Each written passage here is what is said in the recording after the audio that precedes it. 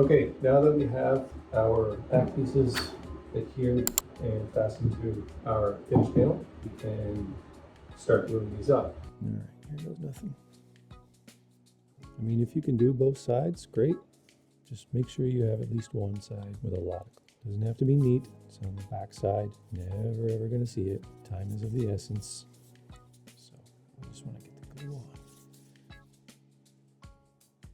Even for argument's sake, if you did mess this part up and you do your miter fold and some of the glue takes, some of the glue doesn't, obviously not ideal, or it blocks squares on the inside. Actually, no, you can't, because it's wrapping around a pre-existing column. So you would just have to nail the miter off really well. Healthy coat on. Piece goes up. A piece of sandpaper. Like that. See, now this one has to come in a little bit. Let me just see down here. So the shim is too big. Got some brad nails, 18 gauge. And we'll just slide that in behind, just like that. This one down here has to come in as well. So we'll take it, get our length, see how much it has to actually pull in, which is right there, and get the tape on. Perfect. That's just the middle. So you do all that planning beforehand. I think it has to go out. And actually, it has to come in. No, I think it was just because I was pulling it too much.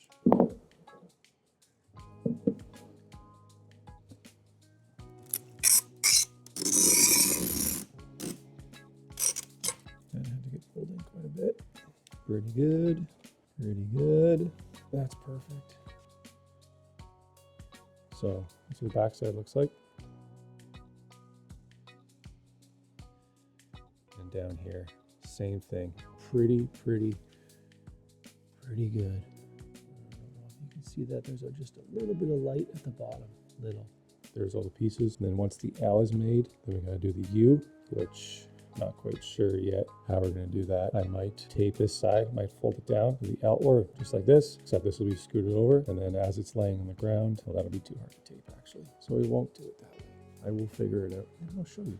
Okay, now that we have the glue ups done on the two sections, now don't get me wrong, you could have just miter folded all four pieces together, not gluing the fourth piece, so that when it all wraps together, you know that it's all tight and square, hopefully. Yes, that's ideal, but once again, we're working with vinyl and glue that sets up in under 5 minutes. So the last thing you want is to tape all this, wrap it all around, and then, you know, maybe the tape breaks while you're on your fold. Well, now you've got to finish with one of these pieces of tape, 3 pieces of tape, all the pieces of tape, whatever, while the glue is setting up. You don't want to disturb the miter as much as possible when you're doing the glue up. Chose to do it this way. Here we are. The 2 columns that we have the L glued up. It's set up. It's ready to go. So now this is the other L, we'll call it. That's going to wrap around. So we have 2 L's and they're just going to meet like that. Now we're doing it this way because this one's glued. This one isn't. And what's going to happen is when I go to put this together, I'm going to glue one of the miters and I'm not going to glue the other because this one is what's going to make the U. What are we doing here?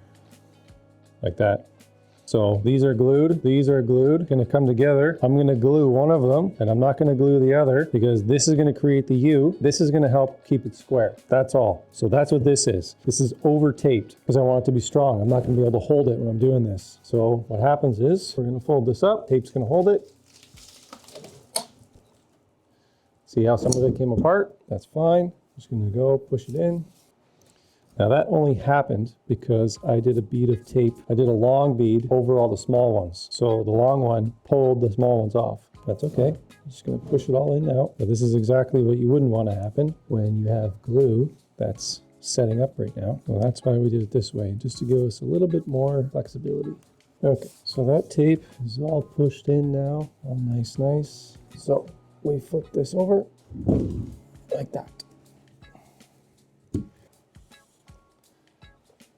Just like that. So now I'm going to grab the other one that's glued. This one's not. We're gonna glue probably this piece Yeah, I'm going to glue this one just because I can work with it a little bit more since I'm right here rather than this one because I can't see it. We'll bring that over. We'll just rest it against this, assuming that this is going to be square because it's touching the miter, so it can't slide down or out. I could put a couple of weights on it. And then as this piece is here like this, I will just fold it over. It'll touch that, which will have glue on it. I might even put a couple pieces of tape on the back side here so that when it touches, I can just fold those pieces over, make it nice. If I have to tinker with it a little bit, I have the square there. Shims will make it work, no problem. That means that when this comes up, this will be glued, this corner will be glued, but this piece won't. So we'll know that when we go and install these, this piece goes with this column, and then that one will have its own piece. So we'll just mark it like this. We'll do the same thing on that, and we'll know that all that goes together. This tape worked out great. I actually switched to the reinforced tape rather than the masking tape. This is all just Amazon. It's hard to beat the price, hard to beat the convenience. If I ran out of this, I could order it now and it'd be here tomorrow.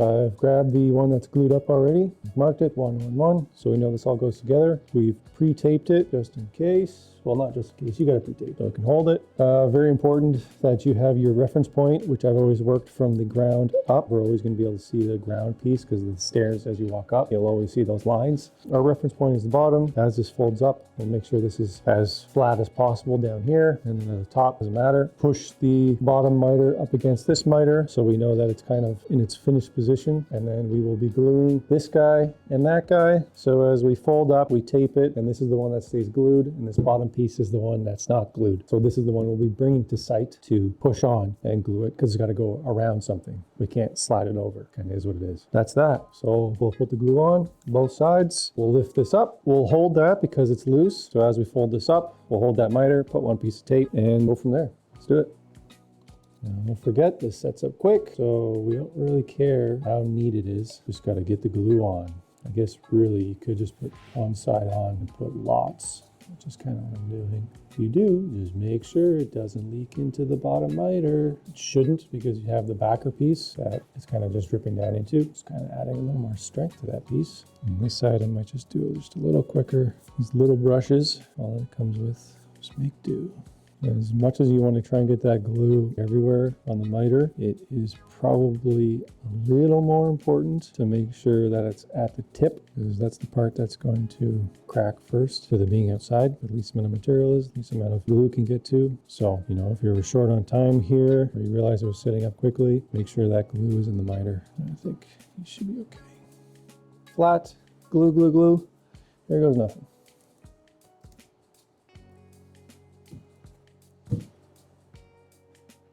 Don't forget that back piece is loose. Get your glue tape out of the way. Fold it in. Now you gotta hold it or else it's gonna slide away. And this looks okay. Back a little bit. That's pretty good right there. So I'll fold one of these guys. This is my third hand. So that'll hold it. And then we'll just come along here. I'm pulling this piece and this piece together to get this miter nice and tight or even, however you wanna look at it. I'm also pulling the tape, try and make it tighter. But it looks pretty good so far.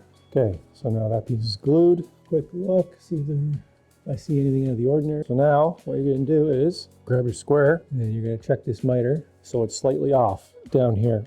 So what has to happen is this has to shift a little bit. So we'll grab those weights we were using earlier, just rest it against the column, which will push it out this way. And if you need more, you just create more of a lean with the weight to help push it out more. And right there, if you need more weight, just grab another weight.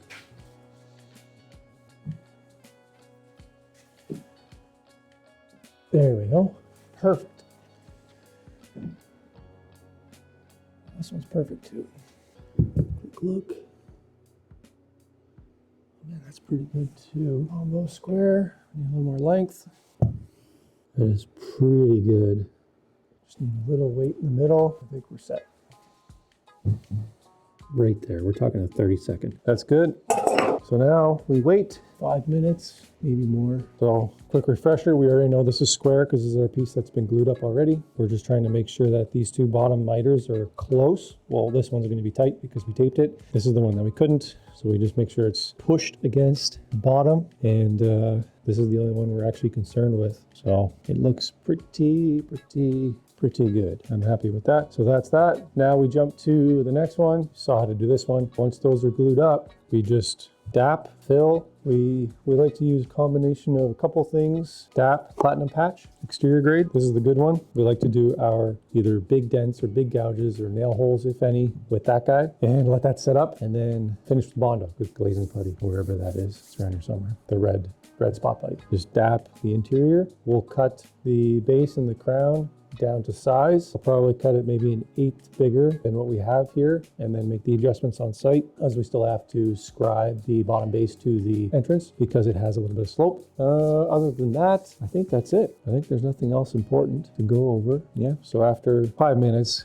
I'm gonna wait longer, probably 20, start pulling the tape off, and then this U will be nice and strong, and I'll turn this over. The U will be up, and I'll place the loose piece on top to see how the two miters look when it's resting on it. If there's any deflection in the blade, or maybe I had lifted it by accident or passing it through too much pressure, maybe you just tilted it a little bit, could have changed the miter ever so slightly. So maybe I'll put that piece on top, see what the miters look like. If they look good, perfect. If they're out a little bit, I'll probably take a video of it because I can already tell that it's probably gonna be like that. I'll probably tack it with a couple of nails, no tape, and sand it so that the miter is perfect when we go to nail it together on site, because there's going to be minimal to no painting on site, hopefully.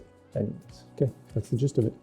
I think that's it. I don't think anything else is too important to show. Everything is built. If you like the video, if you enjoy the video, like and subscribe. There's gonna be a lot more stuff like this coming along. Our page has been around for a while, but we are going to start taking it a little more seriously now because YouTube has given me so many things. It's time to give back and see where it goes.